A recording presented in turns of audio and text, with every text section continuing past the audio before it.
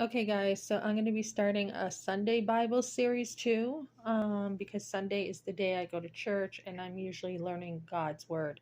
Today I was busy with kids and I didn't really get to hear preaching, but I will be listening to something today and something probably each day of the week. But what I have been desiring more than listening to a sermon is to have time alone by myself with God and just to adore Him and worship Him. So as I'm doing this, since last night, I kept feeling like, oh my goodness, I've got to do this or I got to do this. I think God knows when we're busy and we want to have that time with Him, but we don't always get to it. So then He's blessed me with some quietness tonight, and I get to have this time alone to really get to know Him. So I'm going to be going over this book on Sundays, the book of Philippians. There is a pastor doing this that I'll follow him online, and then as I'm falling in love with Paul, this book will match. So, this lady talks about how she started a study on the book of Philippians and how important it is for a woman to have joy.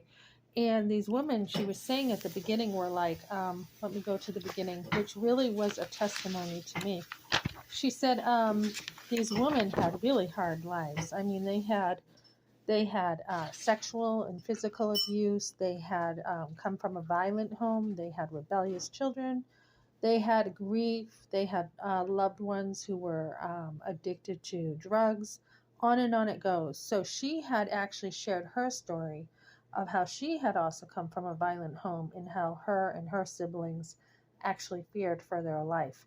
And the women were like, um, we wouldn't have really believed that you could have joy because we thought you had a perfect life and had no business telling us uh, with real problems how to live, basically, how to have joy. So it's a great testimony when people use their lives to share what has happened to them so that they can help others. So we can choose joy. It's a choice, and she recommends having a joy journal all the time. Look back at what God has done for you. Look at how faithful He has been, and that is such a confidence builder because you know God has pulled you out of so many things. He will pull you out of everything in the future.